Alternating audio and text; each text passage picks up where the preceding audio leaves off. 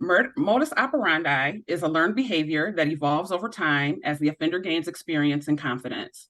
It can also be considered patterns of behavior that the suspect carries out during the crime. In this case of the barkeeper murders, there are many commonalities that are observed from the first to the second murders.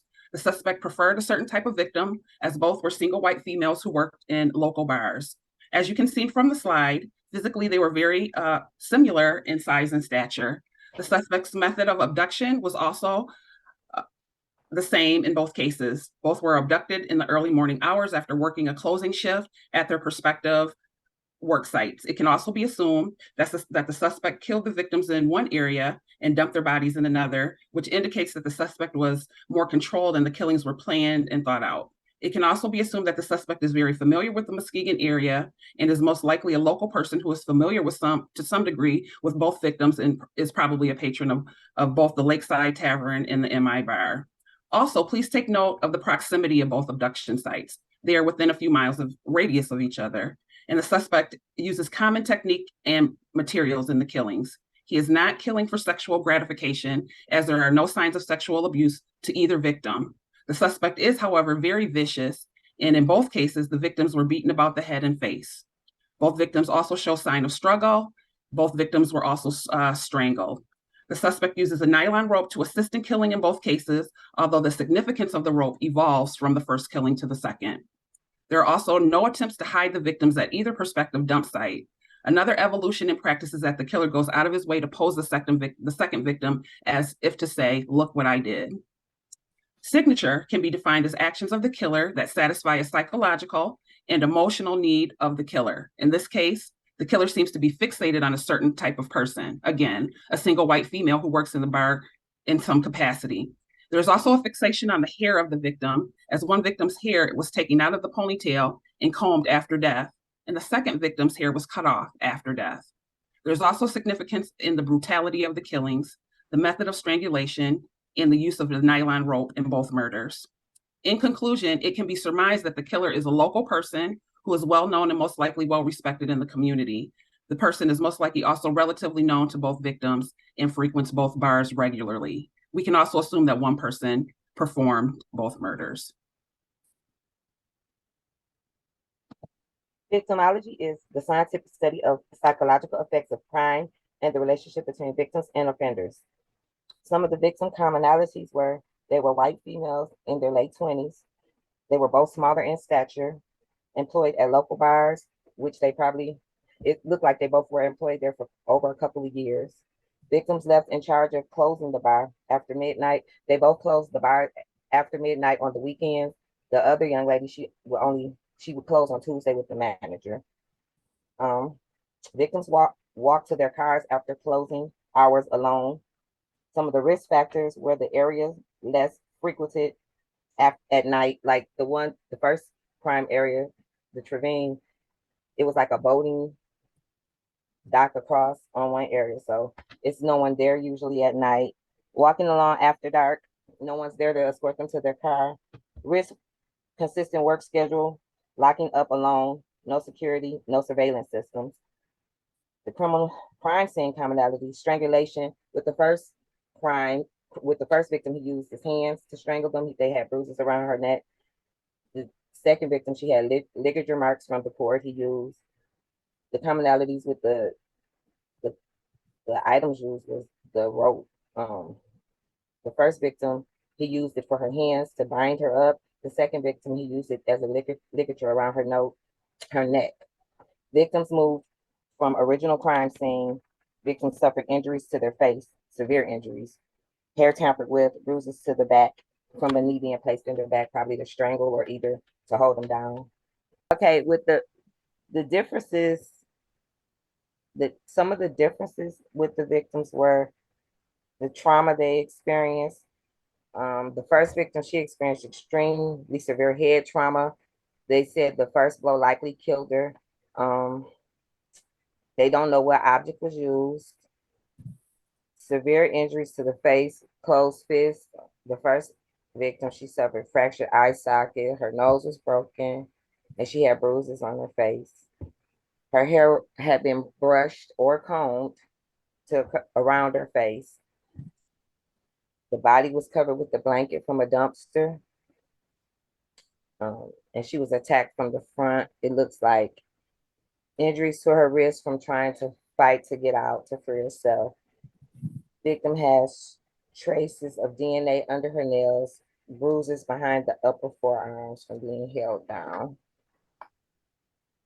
Victim number 2 suffered severe injury to the face as well. Lacerations to the face with the unknown object, meaning she probably was cut with something. They didn't find the object on the crime scene. Severe damage to the front of her neck and on the sides from the ligature. And they think that it took he strangled her several times because of how much damage she had to her throat. And she was attacked from behind. Bleach was used to clean the face and the hands of the second victim. The hands were covered with the Target shopping bag, bandana used to cover her eyes, and her hair was cut at the initial crime scene, and her belongings, which was a purse, was thrown in a dumpster nearby. Okay, so general layout of the abduction sites as well as the dump sites. You can see that with the first case, I have put all the markers in yellow. So the Lakeshore Tavern, which is right here. This is where Smith was abducted. This is where Smith lives, just as a little extra tidbit. And then this is where Smith was dumped over here in Cruz Park. As you can see, it's got this large discrepancy between the abduction site and the dump site, which is just an interesting thing to note, because you can see how much tighter the radius gets here with the second victim, which you can see this is the abduction site, which was at MI Bar or My Bar. I don't know how the locals pronounce that, but either way, this is where it happened. This is where she lives, which, again, interesting to note. It's on the way to the dump site.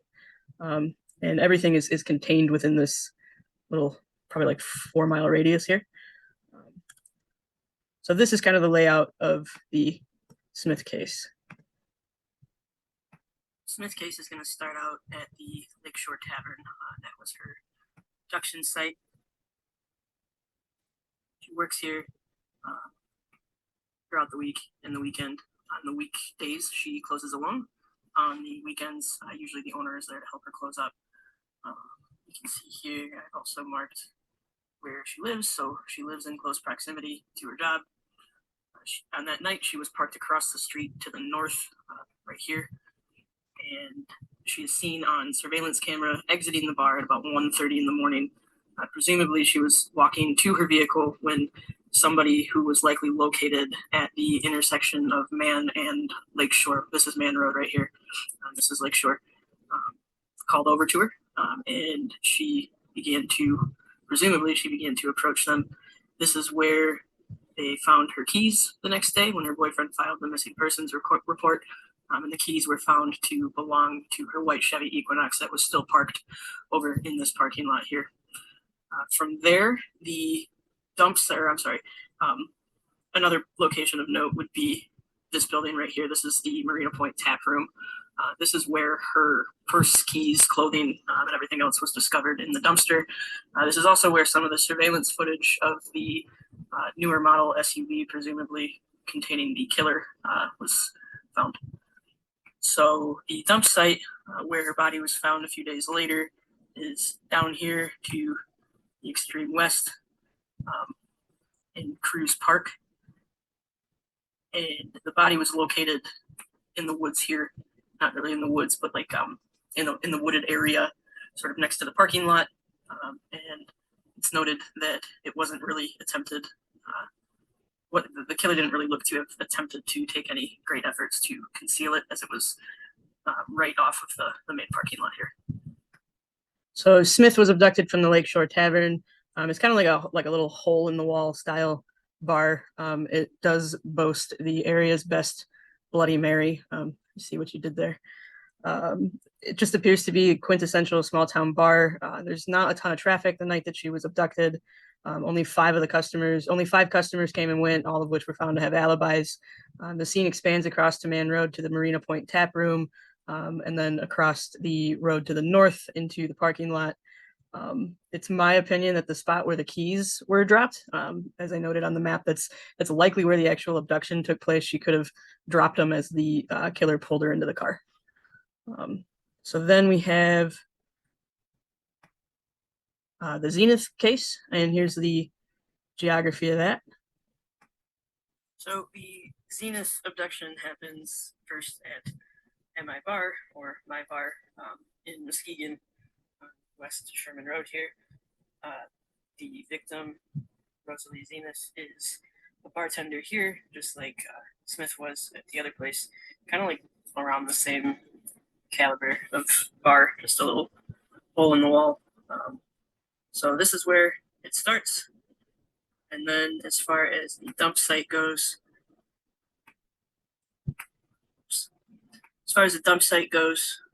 travel northeast.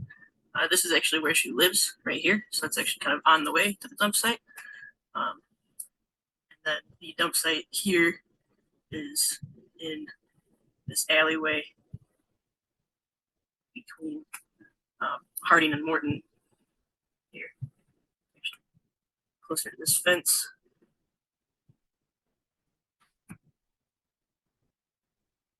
So this is where she was discovered by one of the residents who was coming out of their house.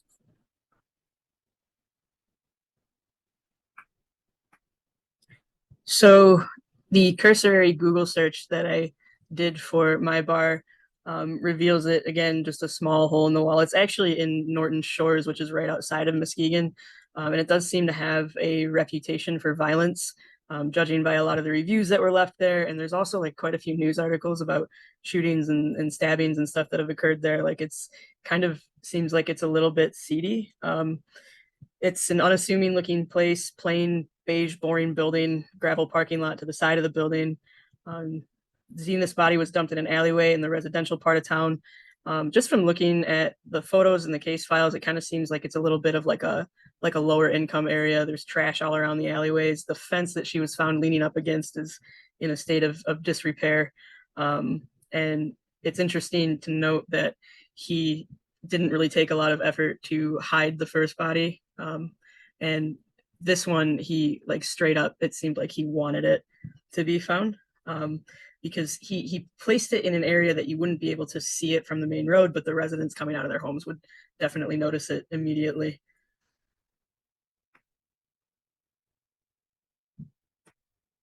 I think that's Joe. What type of killer is responsible? There's changes with the victim, but they both have characteristics of both the hedonistic and power control. Hedonistic is pleasure and thrill seeking. Victims are objects of enjoyment. Power control is kind of self-explanatory. Control over helpless victim, more hands-on. Thrill, victims are tortured by the killer. Both 1 and 2, the victim was tortured by the killer, and both were hands-on. The suspect had control over the helpless victims after he had murdered them. He continued to beat them. After number 2 was strangled, he continued to torture her. And then he shows extreme power over the victim as he continues to beat both 1 and 2 after they were both dead. Well, murder number 1 was probably the suspect's first time murdering someone. For murder number 2, duct tape was used. It's definitely as a reinforcement grip. And robbery was not a motive because, like, for the first victim, there was money left in the purse of the victim and on the premises. So obviously, robbery can be ruled out. Neither of the victims suffered any sexual abuse. The perpetrator was prepared during the second murder as the suspect brought like bleach or put bleach under the victim's fingernails. So there was no evidence, and they were definitely more controlled that time because they researched it as they saw on TV or through the news or something that there was fingerprint evidence or evidence under the victim's nails. So the suspect was paying close attention to the case. Duct tape was also used to get better grip on the ligature of the second murder. And because of the evidence of the victims both being attacked at bars late at night, it can be assumed that the suspect feels more comfortable attacking at night. And these aren't like prostitutes; these aren't like easy targets. But the fact that it's later makes the suspect more likely to not feel as confident in murdering. Smith likely knew the person who was calling to her from the intersection of Lakeshore and Man. It was late at night, so it would have been dark and difficult to see, yet she still willingly walked towards whoever had called her. Additionally, the killer likely knew Smith's schedule and that she would be alone on a Tuesday night. It's not likely that Smith was chosen at random. The killer had studied her movements. Additionally, Smith and Zenas were both pretty slight of build, 5'3", 5'4", just over 100 pounds. Zenith likely knew her attacker, as evidenced by the fact that her keys were set on the hood of her car, which would be indicative of, somebody calling her name across the parking lot, her setting the keys down on the hood and walking over to talk to them. The killer brushed out Smith's hair and seemed to have cut Zenith's hair. This would be indicative of his victims being like a proxy for his rage. He had something about the hair. Because it seems that both victims knew the killer, it would be reasonable to assume that although he did not want to be caught on surveillance at the nights of the abductions, he was likely a regular in both bars, or at least a patron that the bartenders would have been familiar and comfortable with. I think that Zenith's purse being taken was taken for the purposes of it being a trophy, because again, we've established maybe even like her hair. Complete profile. We deduced that the killer is likely to be a white male aged between 25 and 50. This would be evidenced by the strength and the stamina it would have taken to physically commit the murders. His targeting of white females also indicates that he is likely white. His killings and his level of brutality indicate a high level of hatred towards women. His method of killing is up close and personal. He doesn't use a gun. He relies instead on methods that require him to have a large degree of physical contact with his victims. He is violent when he incapacitates them by using blunt force attacks. Potential fetish or fixation involving the hair of his victims. This is evidenced by the fact that Smith's hair was found removed from its ponytail and Zena's hair was cut sometime between her abduction and her dumping. This could be indicative of a million different things. He could be murdering out of the desire, like I said earlier, to actually murder somebody who is to murder somebody else, and these women are just serving as a proxy to carry out his rage. It could even be like a sexual fetish, even though sexual gratification was ruled out as a reason for the killings. I mean, different people experience sexual gratification in different ways. Maybe homeboy likes to sniff the hair and does gross and weird things to it when he's alone. I don't know. Well known at local bars, though. We've established that he was likely known to the women. Therefore, it's logical to assume that he was a regular patron at Lakeshore and MI Bar. He's likely reasonably intelligent because we can see this because he develops as he goes. He learns from his mistakes. And this is evidenced by the fact that he kind of amended things after the first killing, where that investigator announced on the news that they had found DNA under the fingernails. You can see that he took numerous different precautions the second time to make sure that that didn't happen. It's apparent that he saw that news report and adapted his methods to be more effective and portray more of what he wanted to portray.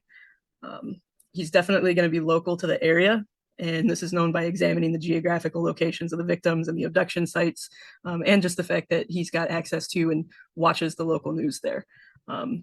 It's a murder story that takes place in Muskegon likely isn't going to make the news in Detroit.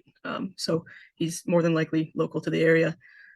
We can see by his progression from uncontrolled to controlled that he's learning as he goes and is willing to change his methods in order to become more effective. This indicates that he's not done doing what he's doing. And if he's allowed to continue, he will progress in efficiency. This is also evidenced by the fact that he's getting more confident. He hid the first victim under a blanket, which I think largely indicated a lot of shame. And also the blindfold on the second victim would indicate that as well. But he's getting better as he hones his craft. The first victim that he hid under the blanket is kind of like it looks to me like he gave up like any grand ambitions he had about making a statement and just sort of was like, well, okay, we'll try again on the next one. And the second victim, it was like he was making a statement with. So he's definitely going to keep going if he can.